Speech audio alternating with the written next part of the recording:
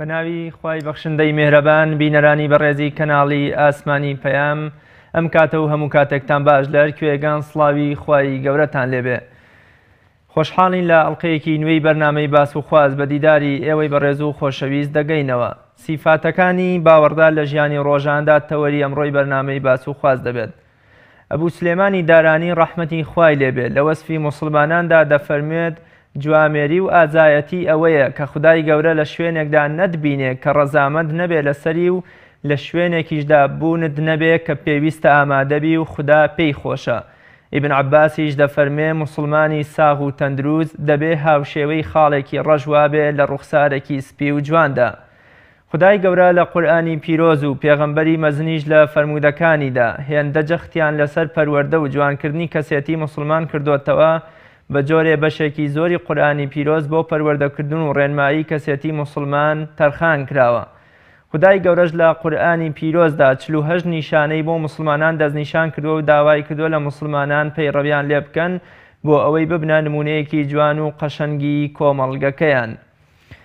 لە ئەگەری جێبەجێکردن و جێکردنەوەی سیفەتەکانی کەسێتی بڕوادار بزانین کۆمەڵگە چۆن دەحەسێتەوە و دەبێتە کۆمەڵگەیەکی ئارام و بەختەوەر و لە ئەگەری نەمان و جێنەکردنەوەی ئەم سیفەتانەش لە کەسێتی موسڵماندا بزانین کۆمەڵگەکەمان چۆن دەبێتە کۆمەڵگەیەکی داڕوخا و دوور لە بەها و جوانی. سیفەتەکانی کەسێتی موسڵمان کامانن چۆن موسڵمانێکی پێگەیشت و خاوەن سیفاتی جوان بناسینەوە. هۆکارەکانی گرتنەبەری سیفاتی بەرز کامانن، ئاسەوارەکانی ڕەوشتی جوان لەسەر تاک و کۆمەڵگا چین. بەڕێزان بۆ وەڵامی ئەم پرسیارانە و چەند پرسیارێکی تر پاش ناوبڕێک لەگەڵ میوانەکەم زۆر بەڕێز مامۆستا عەبدوڵڵا سەید عوبێد زانای ئاینی تاوتوێی ئەم پرسە دەکەین و هیوادارم وەڵامی ئەم پرسیارانە و چەند پرسیارێکی تریشتان بۆ وەرگرمەوە.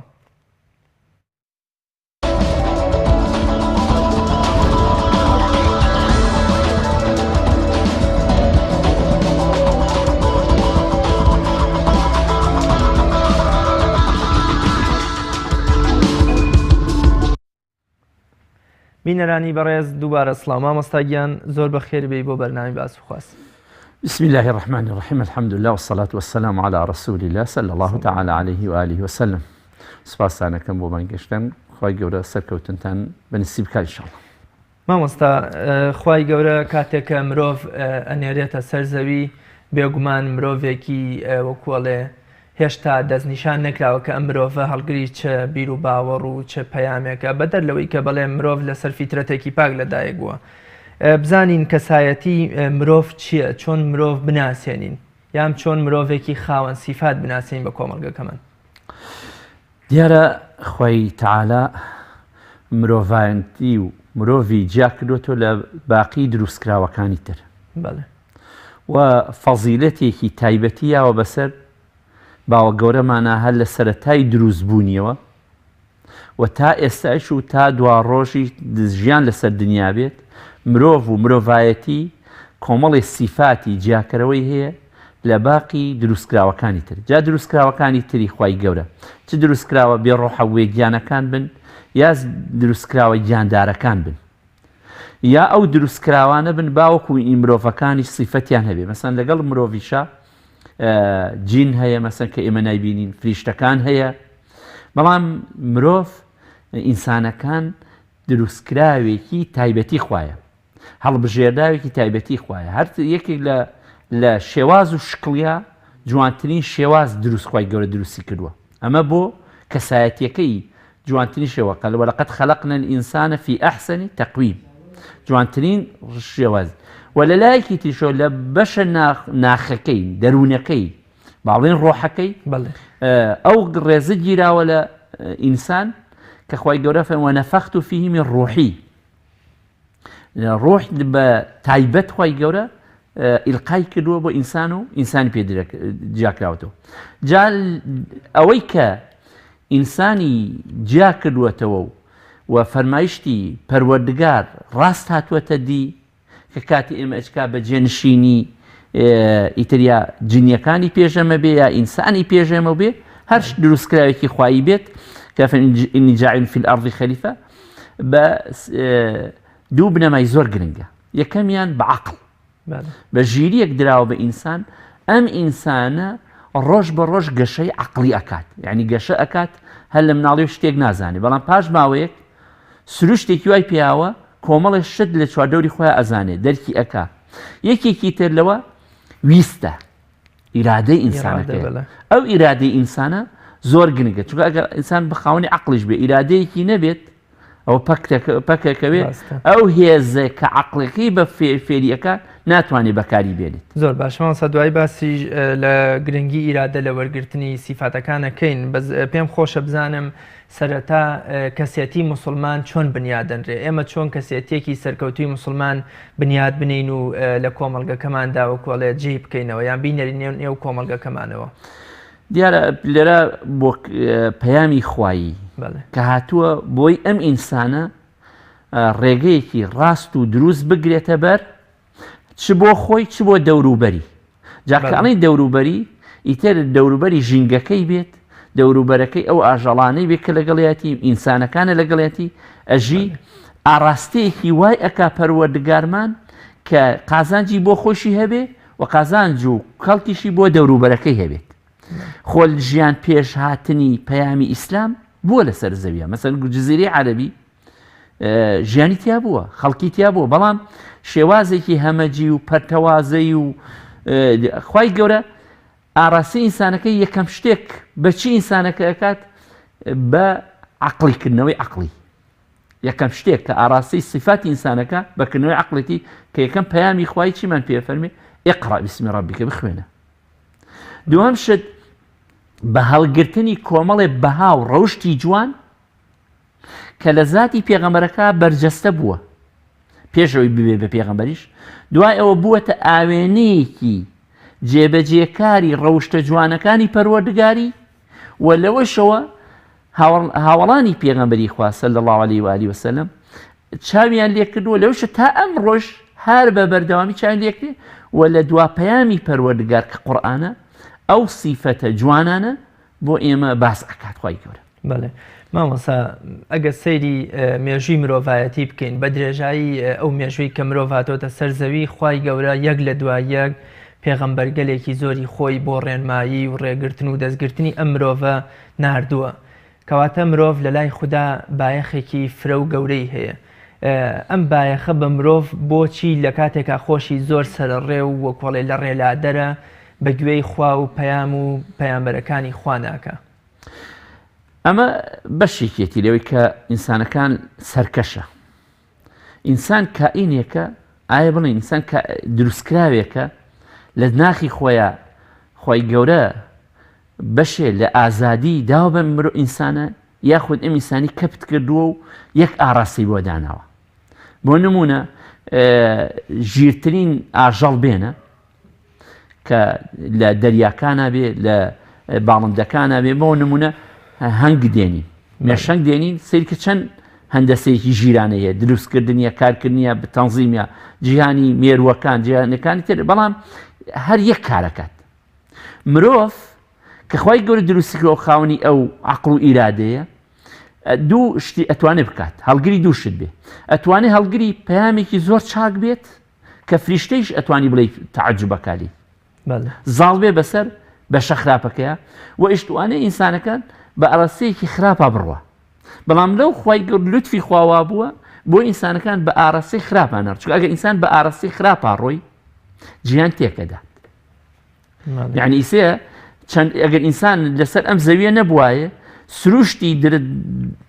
دارستانەکان هەر ئەمایەوە، دەریاکان هەر لە جێی خۆی بوو، ئاژەڵەکان هەر لە جێی خۆی بوو. خۆیان گۆڕانکە ئەها ئینسانە هاتووە دوو جۆر گۆڕانکاریە، گۆڕانکاریکی کردووە لە بەرژەوەندی خۆی ژیانی بە ئارەستەیەکی باش بردووە، بەڵام جاری واشەیە کە لە ئاراستەکەی خۆی و بە شەرنگێزی و تموح ڕۆشتووە لایاوە شەڕ و شۆڕێکی بەرپا کردووە، خوێن ڕێشتنێکی بەرپا کردووە، جیهانی ئاژەڵەکانیش سەریان سوڕەمێنێ. لەمەوە خوای گەورە پەیامێکی بۆ ئینسان ناردووە تا ئەو گوزەیی کە لە ئینسانە هەیە لە مرۆڤەکانە هەیە بەرەو شتێکی جوان بیبات پابەندی کا بەچیۆ بە خوای خۆیەوە. بەڵێ مامۆستا پەروەردەکردن لە بنیادنان و دروستکردنی کەسێتی موسڵمانە چەندە حزوریە یا چەندە گرنگە؟ بۆ نمونە ئەبینین 13 ساڵی قۆناغی مەکە پێغەمبەری خوا صلی الله علیه و سلم لە ماڵی ئەرقەمی کوڕی ئەبی ئەرقەم بەس پەروەردەی دەرونی و لایەنی عەقیدە و ڕەوشتە باڵاکانی فێری موسڵمانان کرد کەواتە پەروەردە لایەنێکی گرنگە لە دروستکردنی کەسێتی موسڵمانە. دارێکە بینە سەر پێش ئەوەی باسی پەروەردەکە بکەین هەر ئینسان دروستکراوێکی وایە قابیلی ئەوەیە گۆڕانکاری بێ بەسەریە قابیلی ئەوەی خۆی بگۆڕێت ئەوە نییە بڵێ خۆم پێ ناگۆڕێت لە ئینسانە ئەمە نییە ئەمە شتێک نییە مەڵێ محاڵە ئینسان ناتوانێت خۆی بگۆڕێت گۆڕانکاری و گۆڕانکاری بەسەر خۆیە چ بەس ناخیا بێت چ بۆ دەوروبەری بێت شتێکە لە تایبەتمەندیەکانی ئینسانە. ئینسان ئەتوانێت ئەو سیفەتە هەڵانەی بگۆڕێت بۆ کۆمەڵی سیفەتی جوان. ئەگەر گۆڕانکاری سوودی نەبوایە یازوبیللا خوای گەورە ئەمان و کاری عەبەثی هەیە کە پێغەمبەرانی ناردووە. هەڵەیەکەی ئەڵێ ئینسان هەر کەسێ خوا هیدایەتی یا هەر ئەوەیە ڕاستە هیدایەتی خواییە بەڵام کۆمەڵێ بنەمای جوان مامۆسای چاک فێرکردنی چاک ئینسانەکان ئەگۆڕێ لە کەسێکی پڕ لە هەڵەوە بۆ کەسێکی چاک و ڕێکوپێک وەکو لە سەرەتای ئیسلامەوە تا ئێستا و هەروەها لە هەموو دیانەتەکان لە پەیامی یەک ئادەم عەلا نەبینا عەلەیهی سەڵات وەسەلام تاوەکو حەزەتی نوح و دوا هەمین پێغەمبەران مرۆڤەکان تا ئێستش لەمە دوایش ئەتوانێت گۆڕانکاری بێ بە خسەر خۆیان بێنێ بەڵام چێ بیگۆڕێ بۆیە ئەمی کە باسی کرد 13 ساڵ پێغەمبەری خوا صلی الله علیه وسلم مەسائیلی بیر و باوەڕ و عەقیدەکە بوو بە بنەمایەک ئەساسێک پایەیەکی کۆنکرێتی بەهێز بۆ گەشەکردنی ڕەوشتی ئینسان. گەورەترین پایە چییە بۆ گەشەکردنی پایەی پەیوەندکردنی ئینسانەکانە بەخوای خۆیەوە چونکە ئینسان پێشەوەی بەخوای خۆیەوە لە سەردەمی جاهیلیە ترازا بوو لەخوا کۆمەڵی خوادرۆینی دروست کردبوو ئەمە جنۆکەیە ئەمە ئەستێرەکانە ئەمە لە بتەکانە هەر ئەم شتانە هەر شتێکەیە ئەم خێوەکانە فڵانە ئەم کۆمەڵە خوادرۆینانی دروست کردبوو بوو بە بەهەیمەنەیەک بەسەر ئینسانەکەەوە و ئاراستەیەکی بەرەوچاکی نەکرد ڕەبتی ئینسان کە درا بەخواوە ئینسان کائینێکی عەجیبە بەس خوای گەورە خۆی ناسێ ئەو دڵی ئینسان کە پەیوەست بوو بە ذاتی خواوە و ڕێی هیدایەتی خوای گەورەی وەرگرت دەرگایەکی وا فراوانی بۆ ئەکرێت و خۆشی تەسەوور ناکات تۆش تەسەوور ناکەی لە بۆی ناچیت یعنی ئەم ئینسانە بۆ وای داتووە بەڵام چیە ئەم دڵی خوای پێغەمبەری خوا صلی الله علیه و آله وسلم کە عەقیدەکە عەقیدەی زمانی پێغەمبەر عەقیدەی دەرس خوێندن نەبوو نامیلکە نەبوو کتێب نەبوو بڵێ ئەو نەسیفاتی خوا و ئەمە هەیە و ئەوە هەیە ڕێکسەر مباشرەتەن لەگەڵ تەوحیدی لا ئیلاهە ئیلا اللهکە ئەو دڵیشی پەیوەست بوو بە خواوە ڕاستە بەڵێ مامۆستا ئیسلام چۆن کەسێتیەکی سەرکەوتوی موسڵمان بنیادەنێ یا ئەو ڕێکارانی کە لە دروستکردن و بنیادنانی کەسێتێکی موسڵمانە ئەیگرێتە بەر کامانن. یەکەم بنەمایەک کە ئیسلام گرتوێتیە بەر بۆ دروستکردنی کەسێتێکی چاک ئینسانەکان بە ڕێز و سەیرەکات زۆر گرنگە هەموو مرۆڤایەتی بەبێ جیاوازی خاوەنی ڕێزە وەلەقەد کەڕەمنا بەنی ئادەمە ئەمە تەکریمیەکات. دووهەم شت لە دوای ئەمەی کە ڕێزی لێ ئەگرێت وابەستەی ئەکات بە یەک تەوحیدیۆ یەک خواوە کە لە یەک سەرچاوە شت وەرەگرێت کە وەحی خواییە باقی سەرچاوەکانی تر ئەخاتە ئەو لاوە ئەمە یەکێکی ترە لە بنەماکانی. دووهەم شت کۆمەڵێک ئیسلام هاتووە لە ئەو پەیامەی ئیسلام بۆ مرۆڤی هێناوە پەیامێک نییە پێچەوانەی سروشتی ئینسانەکە بێت لە ناخیا خوای گەورە شتێکی بۆ ئینسان دروست کرد بێت بێ شتێکی تریشی لێ قەدەغەکە پێچەوانەی سروشتەکەی بێ ئەمە لێرا دیارە سەرکەوتوو نابێت. بۆ نمونە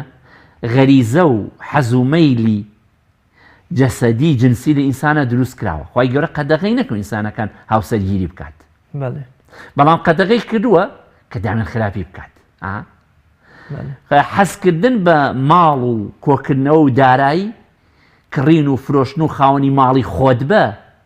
شتێکە لە ناخی ئینسانەکە هەیە هەموو کەسێک بەڵام لەگەڵ هاتووە چی بۆ کردووی شتێکی لێ قەدەخر و گەلیکە ئینسانەکان ئینسانی پێنێت بۆ چۆسێنە مەسەن زەکاتی بۆ داناوە ڕیبای قەدەغە کردووە لێی ئەمە کۆمەڵێک مەسائلە بۆ ئەو ئینسانەکان گەشە بکە کاتانی هەم یەکەم خاڵی یەکەمتوان ڕێزی لێگرتووە خاڵی دووهەم شتێکی بۆ هێناوە پەیامێکی بۆ هێناوە لەگەڵ سروشتی ئەگونجێت وەروەها شتێک لە ئیسلام هاتووە یەکێکی تر ئەسە خاڵێکی ترمان کە بۆ گەشە پێدانی کەسێتێکی کۆمەڵێ ڕەوشت و بەها زیندووە کاتۆن ئینسانەکە کە لەو پێش لە تاکەکانە هەبووە مردوو بوونەوە مەسەنن ڕازگۆیی هەبوو بەڵام ڕازگۆیی لەگەڵ یەک تاقم لەگەڵ تاقمێکی ترانە مەسەنن دەستپاکی هەبووە خۆ لەو پێش بووە سەخرێتی هەبووە مەردایەتی هەبووە لێبوردەیی هەبووە چاکەکردن هەبوو ئەمانە کۆمەڵە سیفەتن بوون بەڵام کۆمەڵە دڵکوداڵی ئاڵاوە کاتێک کە ئیسلام دێ فێری ڕازگۆییمانەکە فێری دەستپاکیمانەکە دەستپاکی لە هەموو بنەماکانیەوە لەگەڵ هەموو کەسێکە ڕازگۆیی لەگەڵ هەموو کەسێکە لەگەڵ خۆتە لەگەڵ دەوروبەرتە کۆمەڵێ سیفاتی لە ئینسانەکانە زیینوو کردوێتەوە ئینسانەکان ڕۆژ بە ڕۆژ کە بەکاری هێناوە زەرەری تیان نەکردووە زیانی لێ نەکردووە قازانجی لێ کردووە یعنی چ ئینسانێک لەوە زەریری کردوێ ئەگەر ئیشی بەدەستی خۆی بژی لەسەر خەڵکی تر نەژی چ ڕۆژی ئینسانەکان لە بەجێهێنانی دروشمە عیبادەتەکانە نوێژ بێ ڕۆژوو بێت ئەمانە بێت کە کردوێتی هەستی نەکردوێت کە دەرونی پاک بووە ئاسوودەیەکی ڕووی تێکردووە نەگەوەی تەماڵیەک ڕووی تێکە بەڵێ مامەسا ئەو داینەمە و جوڵێنەرەی کە بۆ نمونە عەرەب لە ماوەی پێشهاتنی ئیسلامە بۆ میلەتێکی ژێردەستە و زەلیلی بەردەم کیسرا و پاشاکانی ئەو سەردەمە بەڵام ئەو هەر ئەو پیاوانن کە دوای ئەبنە سەردارانی ئەم ئیسلامە و وەکوڵە ئیمپراتۆریەتەکانی ئەو سەردەمەیان پێ لە ناو ئەبردرێیان بۆون ئەوان ئەو ئیمپراتۆریەتان لە ناو ئەبن ئەم جوڵێنەرەیە ئەم داینەمە و بزوێنەرەی کە لە ناخی ئەوانە دروست بوو چ شتێک وای کرد کە ئەوان ببنە ئەو قارەمانانەی ئیسلام و دستەمکاری و دڕندایەتی مرۆڤەکان لە ناوبەرن بە تایبەتی کۆمەڵگای سەردەمی پێغەمبەر صلی الله علیه و آله وسلم کۆمەڵگایەک بوو بەڵێ خوێندنەوەی وا مێژوویەوە بۆ کرێڵن بە زەبری شمشێرەکانیان بوو بەڵام هەموو شتێک شمشێر نەیکرد هەموو شتێک قووەی ئەسکەری نەبوو بڵێ وڵاتێ داگیر کات و گەشە بکە ئەم ئیمپراتۆرێتە بڕوخێنێ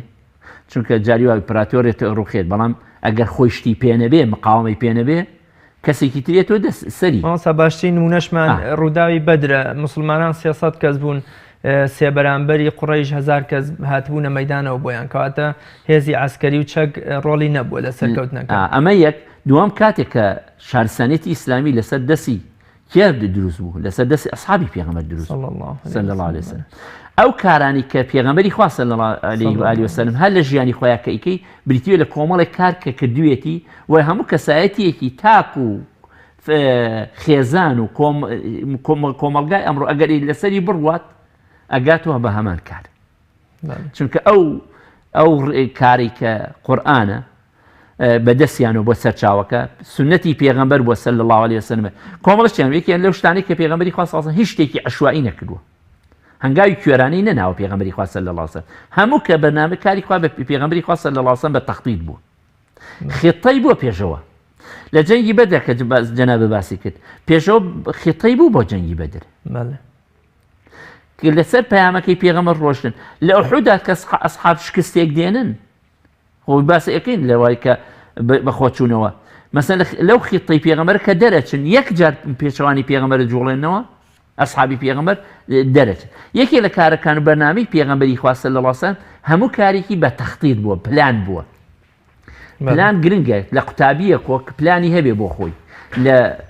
کرێکارێکەوە لە بازرگانێکەوە پلانی تایبەتی خۆی هەبوو لە کارەکانی دووەم شت پێغەمبەری خوا صلی الله علیه وسلم هەر کارێکی کردوێ بە جددی کردوێتی یعنی جدیت بووە لە کارەکانە ئەوە نەبووە یعنی بەڕاستی ئەم کاری کردووە حتا پێغەمبەری خوا بۆ ئەم جدیەتە لەخوا ئەپارێتەوە یارمەتیوە وقل ربي أدخلني مدخل صدق وأخرجني مخرج صدق واجعلني من لدنك سلطانا نصيرا خوایە جدیەتی حال ئەچمام کارەوە کاتێک کۆچەکە ئەمە پێغەمبەری خوا صلی الله علیه وسلم کارەکەی نییە کە دەستی پێکردووە پرۆژەی دروستکردنی مزگەوت بووە برایەتی بووە میثاق بووە کارەکانی جیهاد بووە هەر کارێکی کرد پێ سەڵسەم بە جدیت کردوێتی حتا لە جەنگی حودایە کە پێغەمبەری خوا سەڵسەم بەرنامەی وایە فەرمی با ناو شار بین وەک ئەسحابی سیرە بۆنگە و نەچینە دەرەوە کاتێک خۆی ئەپێچێت پێغەمبەری خوا صلی الله علیه و آله وسلم خۆی ئامادە ئەکات ئەسحاب ئەزان پێغەمبەری خوا سەڵسەم وەک بڵێ بوانەی کردایەمە ئەمەی پێغەمبەری خوا چەک دانێرەوە یعنی با نەچی ئەفەرمی ئێمەی پێغەمبەران کە خۆمان بەس نابێت عینینەوە ئەبێت جدیت بێ وش کارە پێغەمبەری خوا سەڵسەم قیادەی جدیەت و ئیهتیمامدان بووە یەکێکی تلوانی کە پێغەمبەری خوا صلی الله علیه وسلم کە کردوێتی بۆ ئەوەی ئێمەش لەسەری بڕۆین و ئەم کاریان پێچوە ئەم ڕۆژی پێویستمان پێێتی کارەکان تەقسیم الأوقاتە هەر نوێژ بۆ تەقسیم کاتەکان بزانی کاتەکەیە کات بە فیڕۆ نەڕۆیوە لە ئیسلامە ڕاستە یەکێکی تر مەسەلەن الثقة بالنفس ئەمە زۆر گرنگە ئەبێ متمانە و بەخۆ هەبێ من و تۆی مسڵمان لە 100% متمانەی قیامەتیم نەبێ بەخۆم ئیشم فاشیلە مسڵمانان بۆ کارێن لە دواوەیە بڕۆ هەیە بە قیامەت بەڵام متمانەی نییە بەوەی کە دەرسەد ئەگا بۆ مەسەلە ئەو یەقینە نەفسیە کە من کارێ لەبەر خوای کەم ئەزانم خوا پاداشماتەوە ئەو متمانە بوونە یەکێکی تر لە کارەکانی پێغەمبەری خوا سەڵسەم کە ئەمڕۆ کۆمەڵگای شخصیەتی مسڵمانی لەسەر پەروەردە بکەین پێویستە ئەبێ مسڵمان خاوەنی ئیبداع بێ شتی جوان بێ ڕاستە ئەنی شتە جوانەکان ئیبداعی ببێ نەکرد دە سەوسان بێت نەکرد سەیری خەڵک مەسەل پێغەمبەری خوا ئەسحابی پێغەمبەری خوا چوونەتە بەعزە شوێنێک و ئیبداعین بۆ مەسەلێکی لەو شتانە ئیبداعات نمونەیەکمانەیە لە مێژووە ئەفەرمی کە کاتێک چوونە شام چوونە شارێکەوە تاعونی تیابوون نەخۆشیان خەلی حەزرەتی عومەر مشۆرەتی کرد و یەکیان وتیان دەی هات ڕێیان تا سەدەوتیان ناچینەوە شارەوە ئەکەڕین هەتا پێیان و ئەفتەفیڕ من قەدەری لە قەدەری خواوەتی بەڵێ لە قەدەری خوا بۆ قەدەری خوا دێ ئەمەی نەکرد کە من وەڵا بێ هەر بڕۆم ئیبداعی کۆمەڵە ژیان ئیلە یەکێکی تر لە دوو خاڵم ماوە بۆ ئەوی کە بێتە کلیلێک و هەنگاونانێک بۆ کەسایەتێکی دێ تەوازن قەت پێغەمبەری خوا صلی الله علیه وسلم بەرنامەی ئیسلام نەبووە ئیهتیمام با بەلایەنێک و لایەنێکی تر واز لێ بێنێ هەموو لایەنەکانی تەوازن ڕێک کردووە بلایەکی زاڵە کردووە نە ڕەهبانیەت لە ئیسلامە شەرعیە کە گرنگین بەس بە ڕۆح ئیتێ مسڵمانی وامان هەیە بەس ئیتمان بە ڕۆژوەدا بەڵێ ڕاستە مامۆستا ئەو دوعای ئاوێنە پێم وایە شایەتیدانێکی باشە خوای ئەخلاقمان جوان کە وەکو چۆن جەستەیەکی جوان کاتە بێ من تەوازن لە بینی دنیا و قیامەت لە بینی ڕۆح و جەستە ببێ کاتە چێتە پێشەوە بە مسڵمانان تا چەند بۆ منە ئەم سیفەتی تەوازونە لەم ڕۆژا بۆ منە تیامانایە بەداخۆ کەمان تایە هۆکارەکەی چییە بۆ منە هیوامان هەیە بەس تەنها گرنگی بە جەستەیەدا هیواشمان هەیە تەنها لایەنی ڕۆحی ئەگرێ بۆچی ئەمڕۆکە هەجمەیەکی هێرشێکی مادیەتی جیهانی لەکەوێ دروست بووە لە پەیدابوونی شۆڕشی پیشەسازی ئەوروپیۆ کە دروست بووە لەو ڕۆژە ئینسان دەستی بۆی مادەکان نەرمکە لە بەردەست خۆیان وزەکان بەش ئاسانی بەکار بێنێت لەو ڕۆژەوە هەجمەی مادیەت هاتووەتە سەر چی هەسەر دەرونی مسڵمانانیش من و تۆشی گرتووەتەوە هەموو کەسی گرتووەتەوە ئەمە لایەنە مادیەکە گرنگی زۆر پێدرێ بەڵام شکستمان لە چی هێناوە لە لایەنە ڕۆحیەکە ڕاستە لە لایەنە ڕۆحیەکە کەمتر ئیهتیمامی پێدەین لەبەر چونکە ئێمە مسڵمانێکین نەمادیەکەمان وەکو جێگەی خۆیان بەکارهێناوە بە ئیسفادێک وای لێ بکرێت بە تەواوەتی ئاسوودەبین ئەوەتانێت چاوچنۆکی تەموحی زۆر پەرتەبازەبوون پەلاماردان بە ماڵ و سەرت و سامان بۆ شخصی خۆ دەما من ڕۆنگە مادیەکەی ئەمە نەبوونی تازە کە چووە ئیتیمامان ناوە بۆی کە بەخشن دەبین و قبیلێکی قیامەتمان بێ ئێستا کێشەی ئێمە لەوە چێ ئەگەر لە نێو کۆمەڵی مسلمان کێشەی گەورەمانەوەی کە پشتمان لە وەکوڵی لایەنی جەستە کردووە ئەگەر 12 سابەر لە ئێستا گەنجە لە بەردەم ئاوێنەیەکە ڕاوەستایە باوکی و دایکی 1000 تانیان لێدا بۆ منەیان شکاندەوە لە کاتێکە 1400 سابەر لە ئێستا پێغەمبەری خوا دوعای بەردەم ئاوێنەی داناوە کە خوای ئەخلاقمان جوان کە وەکو چۆن ئەم جەستە ڕێک و جوانت پێبەخشیوین بۆچی ئێستا بەداخەوە مسلمانان بە شێوەیەکی گشتی زیاتر ڕویان لەلایەنی ڕۆحی خۆیان کردو هەندێکیانەوانی کە زیاتر گرنگی بە ڕۆژ و بە عیبادەت و ناواخنی خۆیان دەدەن بەڵام جەستەیان فەرامۆژەکەن لە کاتێکە پێغەمبەری خوا سڵ نەهی لەمە کردووە. یەکێکی تر لەو سەردەمانەی کە بە ناوی زوهدۆ بە ناوی تەسەووفۆ نەچی ئەمانە چ زوهد چ تەسەووف لەمە بەریە ئینسانەکان گرنگی نا بە جەستەی و هەر گرنگیا بەلانە ڕۆحیەکەی هەوڵدرا بۆ ئێستش کۆمەڵێکەیە بەس وازیێنێ لە هەموو مەسەرێکی مەسەری خارجی خۆی وازیێنێت ئوسلوبێک و شێوازێک ئەنوێنێ هەندێک جار بە ناوی سونەتیشەوە کە ئەنەمە ئەمە سونەتە بە ناوی سونەتەوە جۆرە شتێکی ڕۆحیت ئیتیمان پێئەدا کە لەوانەیە خۆی تەمە تا تەمەنی 40 ساڵێک بۆی چێتە سەر لە دوایەوە تەنازولی لێکە ئەگەڕێتەوە هەر شتێک بەتایەتی لایەنی ڕۆحیەکە ئەگەر زۆر گرنگی پێدا و وازە لەلایەنە جەستەیەکە هێنا لە مەسەڵەکەی خۆتە هێنا لە سروشتەکەی خۆتە هێنا بەرگەی ناگرێ ئەمە کێشەکەیە چونکە ڕەهبانیەت و ڕەبەنیەت و گرنگدان هەر بە ڕۆح بیدعەیەک و داهێنراوێک و کۆمەڵێک کە ئەهلی کتاب بەکارێنێنا بەڵام فەما ڕەعەوها حەقە ڕیعایەتیها ناتوانێت گرنگیدان بە ڕووداوەکان لە کەسێتی موسڵمانە تا چ ڕادەیە حزوری هەیە بۆ منە ئەگوترێ ئیمامی عومەر تاڵێ سپی لە قژیایە لە ڕیشا بینیوە وەکۆڵە داچڵێکیوە قسەیەکی فەرمووە ینی گرنگیدان بە ڕووداوەکان لە ژیانی مسلمان بۆ دروستکردنی کەسێتی مسلمان و جوانکردنی سیفاتەکانی چۆنیە پێویستە هەموو کەسێکی مسلمان وریا بێت مسلمان نابێت خەوتوو بێت ئینسانی خەواڵ و دەبەنگ و بێ ئاگا و پەراوێزخرا و لە ئیسلامە ڕەفسە ئەمە ئینسان ئاگای لە ئەمڕۆی هەبێت بۆ ئێوارەی ئاگای لە تەمەنی هەبێت چونکە ئێمە تەمەنێکی کورتمان هەیە ئەگەر ئاگار لە ڕووداوەکان نەبێت کاتێک کە زانی ڕۆچووە لە کۆمەڵە شتێک کە هیچ سوودی پێ نەگرێت ئەوەی کە جەنابتە فەرمی ئیمامی عومەر کەسێکی ئەفەرمی دانا بۆ ڕەزا و ڕەحمەتی خوای لێوێ ئامۆژگاریکە بەڵام تاڵە لە ریشی تێکوتی ڕووداوەتەوە سەرما ریشم سبی بووە ئیتر بەس ئەمە ئامۆژگاریکە بێ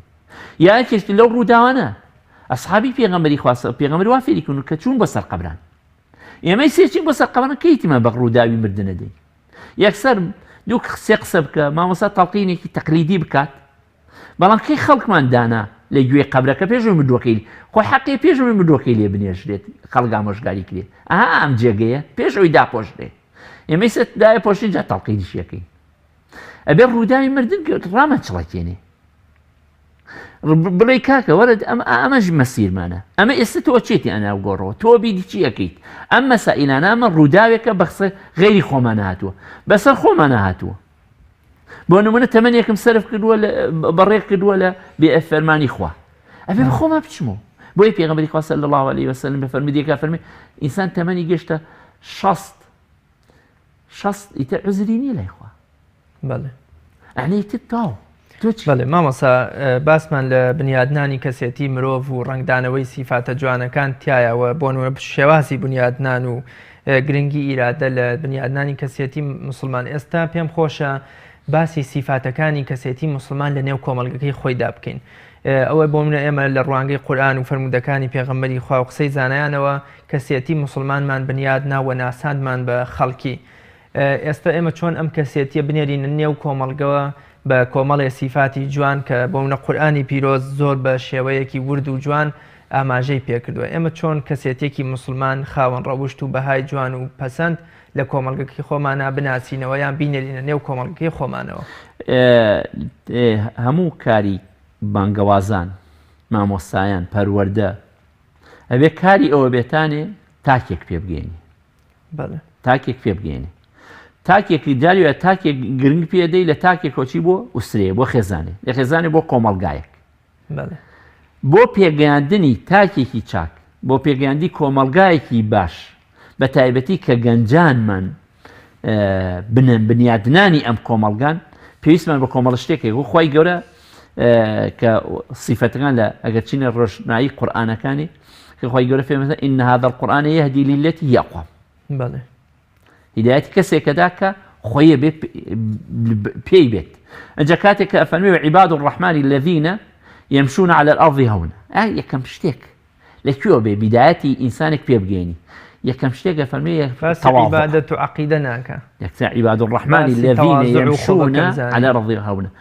تەواضع خۆ بە کەمزانین کلیلە بۆ وەرگرتنی هەموو زانستێک سەیری کۆمەڵگاکان کە ئەوەی من نەچوونەتە وڵاتانی وڵاتی مالیزی نمونەیەکە لەسەر زەویە ئەو میلەتانی میلەتێکی زۆر پێشکەوتون لەگەڵەوە چەنەها دیانەتیان هەیە تایەتی چەنەها قەومیەت هەیە بۆ یەکێک لە سیفەتە جوانەکانیان هەیە تەواضعیان هەیە خۆ بە زل نازانن جا هەر کەسێک خۆی بە زل زانی خۆ بە زل زانین یعنی داخستنی دەرگاکان نی فێر بوون ئامادە نیم ڕەخنەم لێ بگری ئامانە دیم شتم یارمەتیم بدەیت ئامادە وا بزانم خۆ هەموو شتێک ئەزانم خۆشم نازانم بەڵام ئەگەر ملکەج و تەواضعم بوو يمشون على الأرض هاونا بەهێوەش بخۆ ئەوە نییە کە ملی دانەوێنێ خۆی زەلیل تەواضع خۆ زەلیکردن نەکمەوە ملدانەوان دێ یعنی ناخی وا فێر ئەکات من ئامادەم بۆ ئەوەی مناڵێکیش فێر بکات گەنجێ فێر بکە پیرە فێر بکە دەرس لە هەموو کەسێک وەرگرم مافی ڕێگاومان بدەوی یارمەتی پیر و ئەمە یەکێکی بکە خۆت بە لود بەرز نەزانی بەسەر ئەو زەویا کە ڕۆژی سەری زەویەکەیەکی کە زەری بەرپێی خۆت کرد ئەوەی چ قازانج بێ ئەیکەیت پێت عیب نییە پێت عیب نییە بەردێک لادەی پێت عیب نییە مەسەنەن دارێک منێژیت چاکەی بکەیت ئەنجا ئەفەرمێ يمشون على الأرض هونا وإذا خاطبهم الجاهلون قالوا السلام خۆلانەیە تۆ لە تەواضعشا خەڵک بەرامبەر بوەستی بەڵام کاتێک پەیامی سەلامت پێ ئاشتی تۆ من شەڕەنگێز نیم من ئەمەوێت تۆش ڕزگارکەم ئەمەوێت تۆش خۆشم و تۆش بۆ دنیا و بۆ قیامەت ڕزگار ببین ئاسوودەیم بۆ پێ بۆت قالوا سەلامە مامۆستا لە ئەگەری تەواضع و ملکەچی و خۆ بە کەمزانی شاکەواتە هەر ڕوبەڕووی قسەی جاهیلەکانە بێتەوە بێ حسابی ئەمەش بکە ئەو بەندەیە ئەبێت قابل لە ئینسانە جاهیلەکان تۆ بەهێ ڕەخنەی لێ نەگیرێت تعنی تاشەری لێ نەدرێت بەڵام هەچیەک کە جاهیلە و نەزانە فێ جاهیل جاهیلە اللهم اهدي القوم فإنهم لا يعلمون پێغەمبەری خوا صلی الله عليه وسلم باشترین نمونەمان هیدایەتی ئەم قەوم خوایە ئەمانە نازان نەفامن نازانم چی ئەمان ڕزگار کەم کاتە ئەمە یەکێکە لەو سیفەتە جوانانەی کە ئینسانی مسلمان پێیەتی جاکە خۆی گەورە فەرمی وعباد الرحمن الذين يمشون على الأرض هونا وإذا خاطبهم الجاهلون قالوا سلاما والذين كفرمي إذا خاطبهم الجاهلون قالوا سلاما والذين يبيتون لربهم سجدا وقياما شوانيشيان بۆ ئەوەی تەواضعەکە بەردەوام بێت بۆ ئەوەی چاکەکان بەدەوێت شەوانیشی بە شەونێژ و بە عیبادەت و بەیتە سەر بەڵام کاتێک کە فەرمێ لە شەونێژە وای لێ نێت کە خۆی بە زل بزانێ بە مامۆستا لەم پەیامە قورئانیەوە تێدەگەین کە خوای گەورە بەر لەوەی داوای عیبادەت و پەرستش و خواپەرستیمان لێ بکە پێمان ئەفەرمێت لە نێو کۆمەڵگەکەی خۆتانە خاوەن ڕەوشت و بەهای جوان بن خاوەن زمانێکی جوان بن لە بەرامبەر نەزانی و قسەی خراپی کۆمەڵگەکەەوە ئێوەش بۆونە بە هەمان شێ وەڵامیان مەدەنەوە ینی خوای گەورە لێرە داوامان لێکا بەر لەوەی کە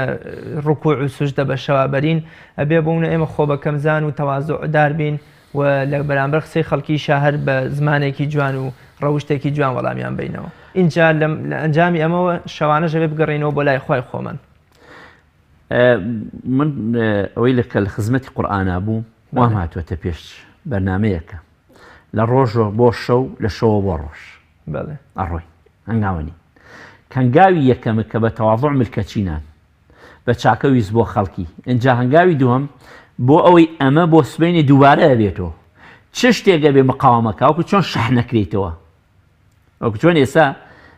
مەسەن باتریەک ئەمرێت شەحنی پێویستی بە شەحن نییە وزەی ناوێت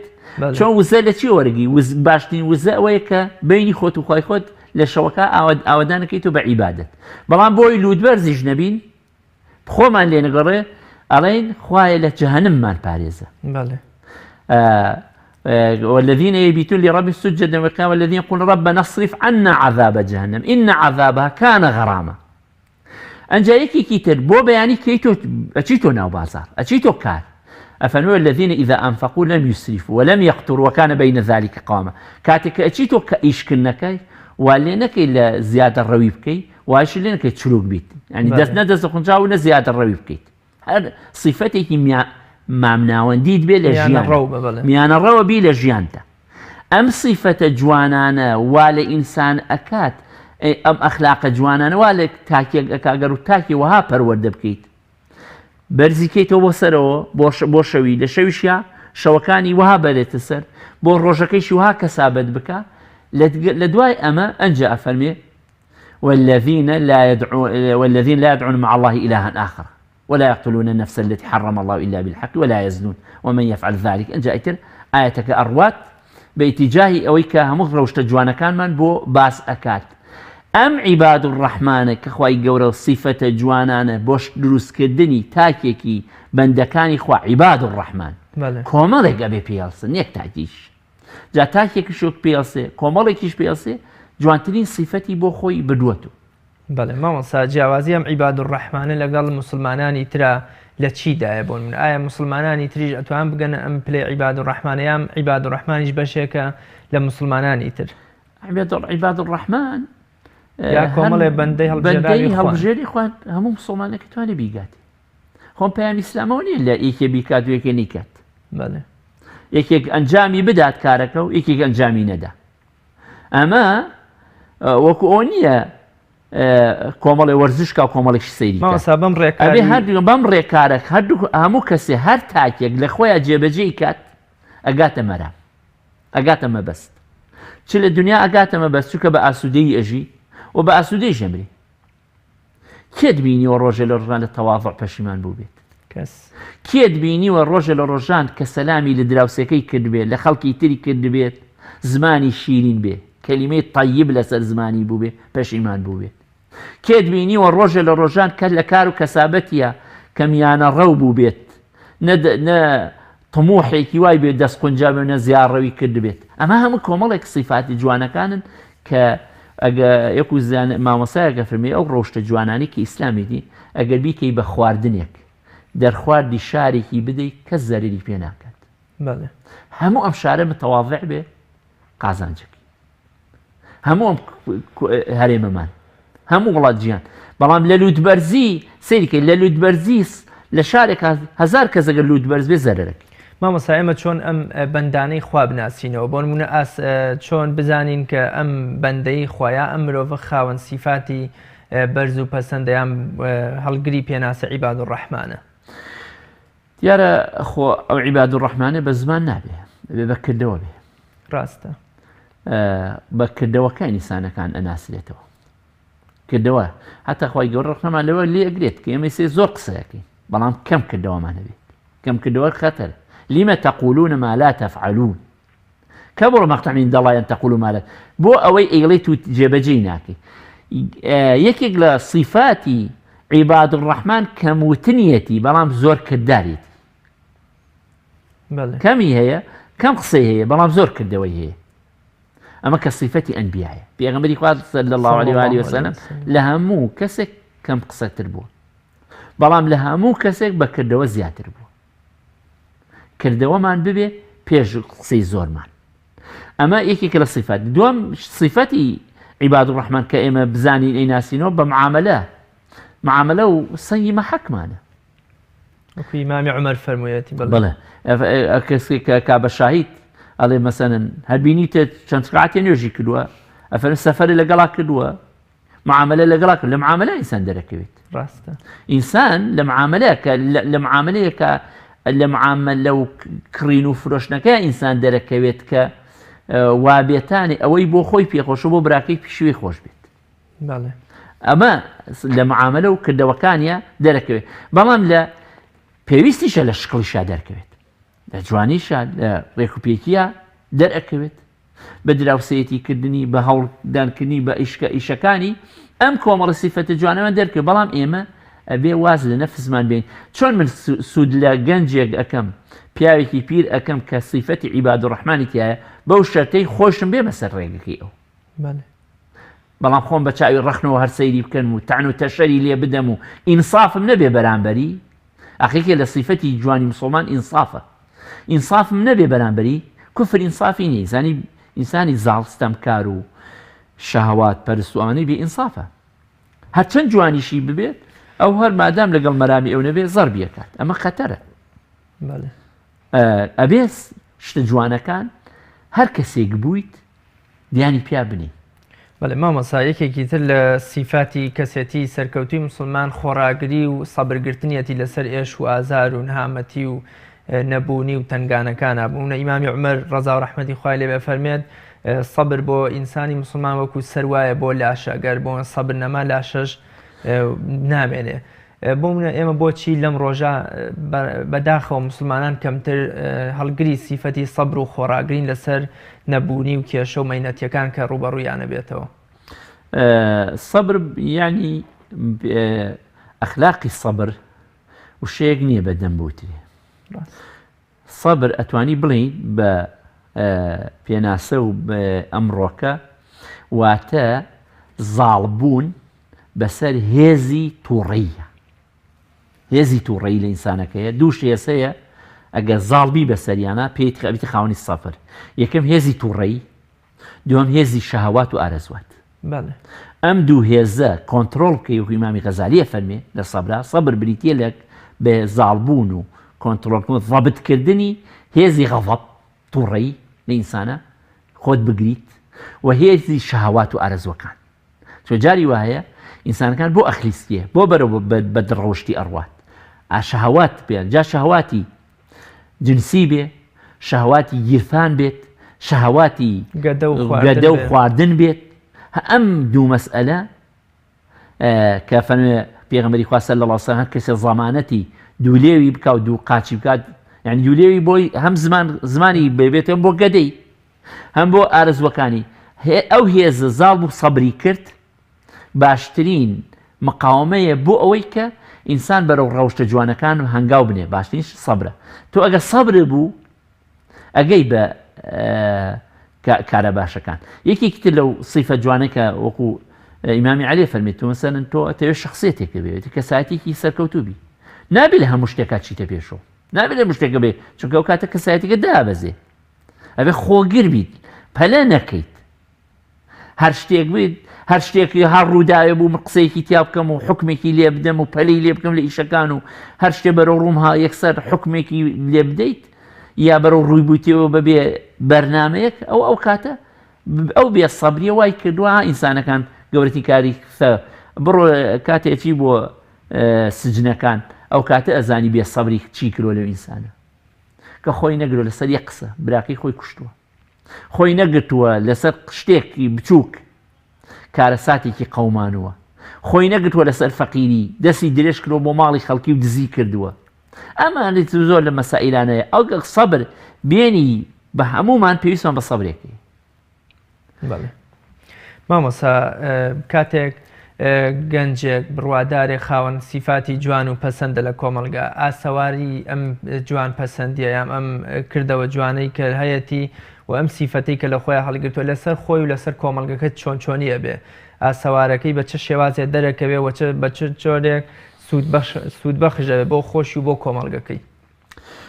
بە تایبەتی گەنجانمان تا گەنجانمان لەسەر شەخسیەت و کەسایەتێکی خاوەن ڕەوشتی بەرزی جوانی من کە قورئان پێی فەرمی، بەڵام بەبێ ئیفرات و تەفریت نە زیادە ڕەوی بکە لە بەشێکە نە کەمتەرخان بێ لە بەشێکی تر بە شێوەیەکی متەوازین لەگەڵی بێت. ئەو گەنجە پێش هەموو کەسێ خۆی ڕزگار کردووە. ئەمەیەک. دووهەم شت بووەتە نمونەیەکی بەرجەستەی زین و بۆ جێبەجێکردنی ئەو ئیسلامەتی بەتایەتی کە خۆی ئینتیما ئەدا بەلای ئیسلامە بەلای شەریعەتی ئیسلامە. باوکی چاوی لە سەرەتی دایکی برای ئامۆزای خزمی چاوێن لە سەرەتی لەوە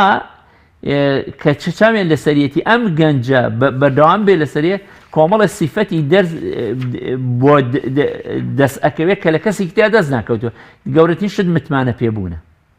جێگەی متمانەی ناو هۆزەکەی ئەبێت، ناو خزمەکانی ئەبێت، جێگەی ئەوە بێت کە هەموو کەس قسەیەکی باشی لەلا بکات، قسەی لەلا بکات، دڵی خۆی بۆ بکاتەوە. و خوای گەورەیش ئەو ڕەوشتە جوانانەمان کە بوو کە تیامانە بوو خوای گەورە دەواازەی خێرمان لێ ئەکات. بەڵێ مامۆسا یەکێکی تر لەو سیفەتانی کە قورئانی پیرۆز بە شانازیەوەی خاتە پاڵە و بەندانەی خوا لە گاڵتە و گەپ و قسەی بێجێ و بۆ منەشکێنەری مسلمانان ئەو قسانەی کە هەستی مسلمانان یا هەستی خەڵکانێکی لانەواز و هەژار ئەشکێنە خۆیان دوورە پەرێزەخەن.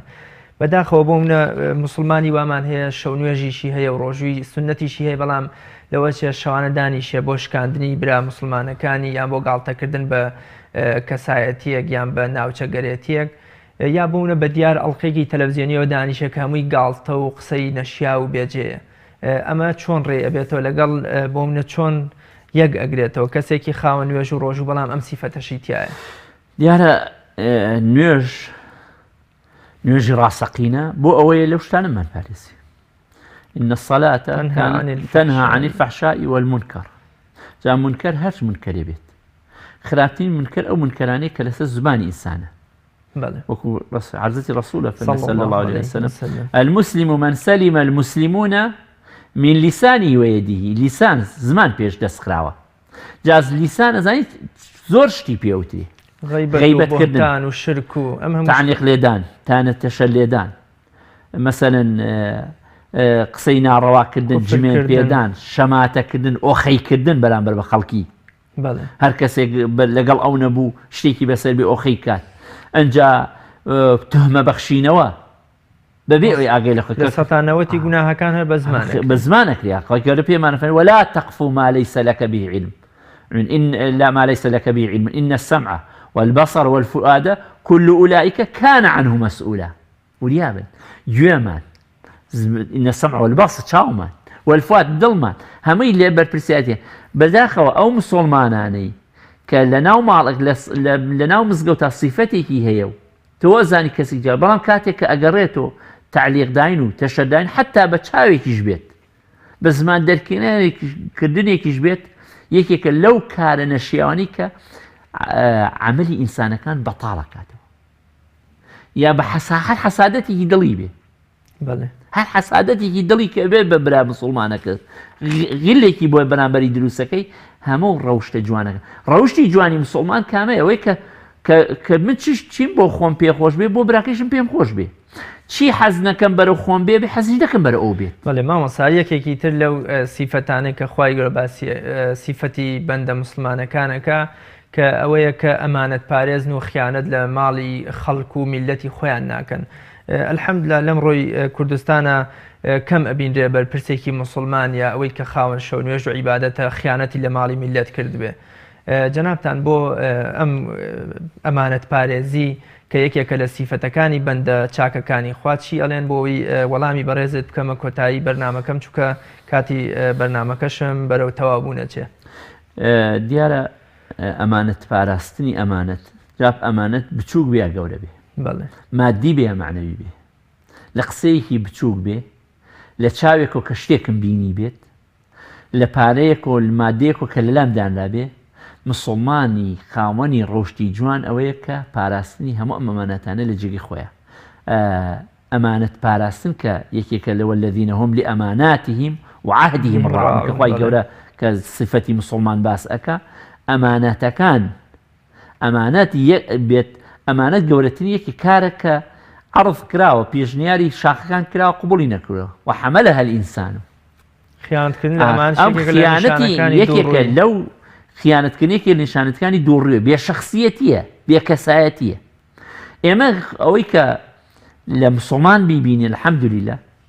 چ گەنجێکمانە لەسەر دوکانێ ئیش ئەکات، شاگردێکە، چونکە ئەو کەسەی کە سەرمادای گرکۆن چ مەحاسیبێکە، چ وەکو لە بەڕێوەبەری کۆمپانیایەکە چ وەزیفەیەکی هەیە. جا وەزیفەکە گەورە بێ یا بچووک بێت، بەبێ گوێپێدان ئەو ئەمانەتە لە جێگەی خۆیان بیپێ بکێت، بیهێڵێتەوە. یەکێکە لەو سیفەتە جوان الحەمدولیلا ئەتوانی ئەوانەی کە مسلمانانن لەخوا بەزێ مەگەر خەڵک بێ ئینساف بێ بەرامبەری کانمان بە خەڵکی بێ ئینساف نییە. ئینساف بێ لەو ئەوانەتێکەکەی ناتوانیوە دەستێکی درێت بۆ درێژ بکەن و بە درێژایی مێژوش هەر لە ناو کایی سیاسی خۆشمانە وڵاتی خۆمانە هەر سەرکردەیەک ئەمانەتی پاراستوی میلەتەکەی سەرکردەیەکی سەرکەوتوو بوو. ئەو ئەمانەتەی نەپارست بێ ماوەی ڕۆشتێت پێش و دوای ئەوە هاتووەتە دواوە ئەو سیفەتی ئەمانەت پارێزیە ومێ دەکەین هەر کەسی خاوەنی نوێژ بوو ڕۆژوو بوو ئیلتیزامی بوو بە سنەتی پێغەمبەر سەڵسەم چ ئافرەت بێت چانمان بێت لەم ئافرەت لە ماڵانمانە لە ناو ماڵەکان لە دەرەوە بێت چ پیاوانمان بێ گەنج بیا پیر بێ بە ئەنازەی پێویستی ئەو ئەمانەتە بپارێزێت. گەورەترین ئەمانەتی معنەویە بۆمە قسەیەک نهێنیەک نەخۆشی کەسێکەکەوێتە لات لەوە چێ ئەمە پاراستنی گەورەتر و لە پێشتر بێ وەک ئەمانتی $100 یا $200 چونکە لە پاراستنی عێرضی ئینسان کەرامەتی ئینسان لە مادەکەی زەرورترە مادەکە تەعویز دەکرێتەوە